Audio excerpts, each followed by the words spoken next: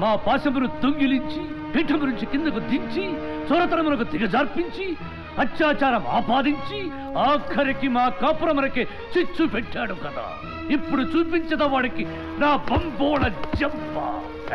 లెక్కింపము వాడి పాపాలు పోగొట్ట. అటులనే ప్రభు.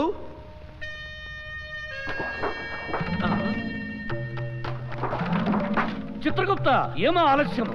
ఆలస్యము కాదు ప్రభు, అదృశ్యము. అదృశ్యమా? అతగాడి పాపముల చిట్టా ఇందులో కనిపించటం లేదు. అసలు అతని పేరే నమోదు కాలేదు ప్రభు. ఏమా వైపరీత్యము? దీనికి కారణం ఏమై ఉండవచ్చు?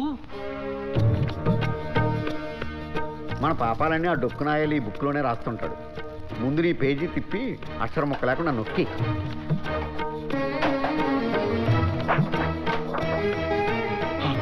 కాదే అమ్మ గుప్తిగా పాపాలన్నీ లెక్కేస్తావే. ఆడికి ఇంకేం పని ఉంది?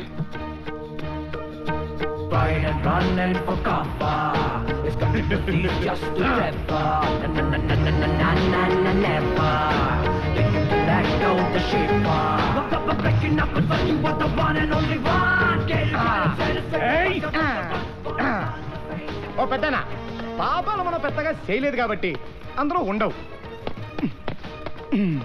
మరి నా పుణ్యాల సంగతి ఏంటి? ఆ పుణ్యాలు బహువచనం కూడాను. అంటే ఏంటా నీ ఉద్దేశం? నేను పుణ్యాలే చేయలేదా? ఇది చూపించు. My list where show me I. No English? బుక్కులో నా లెక్కెక్కడా? అది అది ఆహా, వీడి శిరోభారము మళ్ళీ మొదలైనది చిత్రగుప్త. ఆయనేమో తల నొక్కుంటున్నాడు, నువ్వేమో చేతులు పిసుక్కుంటున్నావు. మళ్ళీ నా సంగతి ఏంటి? బుక్కులో నా లెక్క ఎక్కడా?